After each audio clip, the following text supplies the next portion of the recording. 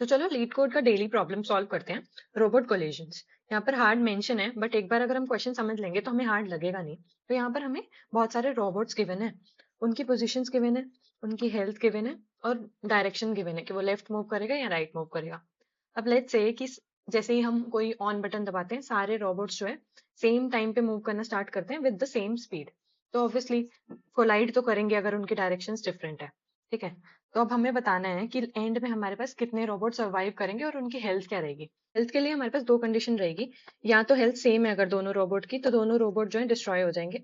अगर डिफरेंट है तो जो भी ज्यादा पावरफुल है जिसकी हेल्थ ज्यादा है उसकी -1 हो जाएगी और दूसरा रोबोट हमारा डिस्ट्रॉय हो जाएगा। अभी नहीं समझ आया होगा, एग्जाम्पल देखते हैं इसका। तो चलो ये एग्जाम्पल देखते हैं। यहाँ पर हमें क्या क्या गिवन है, यहाँ पर हमें पोजिशन गिवन है, हेल्थ गिवन है सारे रोबोट्स की, और फिर डायरेक्शन भी गिवन है वो कौन सी डायरेक्शन में मूव करेंगे। तो अगर हम इन्हें पोजीशन कर लेते हैं तो हमारा सेकंड, थर्ड, फिफ्थ और सिक्स पोजीशन पे जो जो रोबोट्स थे वो हमने यहाँ पर रख दिया। और उसके बाद जैसे ही हम यहाँ पर ऑन बटन करते हैं और ये सब मूव करना स्टार्ट करते हैं तो हम देखें अगर इन दोनों की डायरेक्शन जो है डिफरेंट है तो ये दोनों कोलाइड करेंगे, और यहाँ पर दोनों की हेल्थ भी सेम है तो ये दोनों ही डिस्ट्रॉय हो जाएंगे। ठीक है, अब उसके बाद नेक्स्ट रोबोट देखते हैं। जब ये और ये रोबोट जो है ये भी डिफरेंट डायरेक्शंस में है तो अब ये भी कोलाइड करेंगे। बट यहाँ पर अगर हम देखें तो इसकी हेल्थ जो है 15 है, इसकी हेल्थ 12 है, तो ये इसकी हेल्थ तो कम है, ये तो डिस्ट्रॉय हो जाएगा। बट इसकी हेल्थ एज कोलिजन हुई है अब 14 हो जाएगी, एक माइनस कर देंगे। और यही हमारा आउटपुट भी है। पोजिशन को सॉर्ट कर लेते हैं, उसके बाद बस हमें कंपेयर करना है कि जो डिफरेंट डायरेक्शंस में है उसमें से हेल्थ किसकी ज्यादा है, वो -1 हो जाएगी, और अगर सेम है तो वो डिस्ट्रॉय हो जाएगा। तो यहाँ पे आउटपुट आ जाएगा हमारा इस केस में 14। ठीक है, चलो इसको ड्राई रन भी करते हैं और सोचते हैं कैसे कर सकते हैं इसको। तो इसको किस डेटा स्ट्रक्चर से कर सकते हैं। तो एक्चुअली स्टैक में भी सिमिलर चीज हम कर सकते हैं, कंपेयर वाली।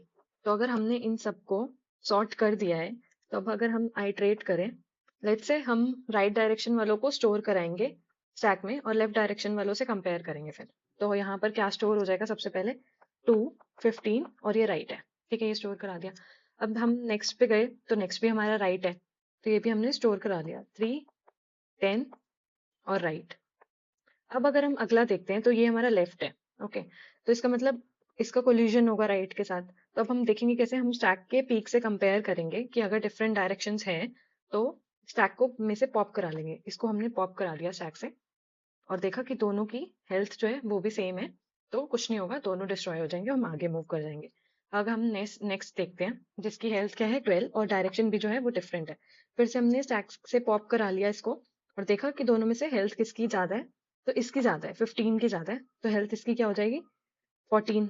तो अब हम इसी को वापस स्टैक में डाल देंगे। अब हम नेक्स्ट को आइटरेट करेंगे बट नेक्स्ट तो हमारे पास कुछ है नहीं, तो एक्चुअली अब जो स्टैक में बचा है वही हमारा आउटपुट है। यहाँ पर 14 हमारा आउटपुट हो गया। तो हमने किया क्या सॉल्यूशन निकालने के लिए, सबसे पहले हमने सॉर्ट कर दिया पोजीशन के बेसिस में, स्टैक में स्टोर करा लिया किसी एक डायरेक्शन के लिए। फिर द ऑपोजिट डायरेक्शन के केस में हमने देखा कि कोलिजन होगी या नहीं, और उसके बाद हेल्थ को अपडेट कर दिया।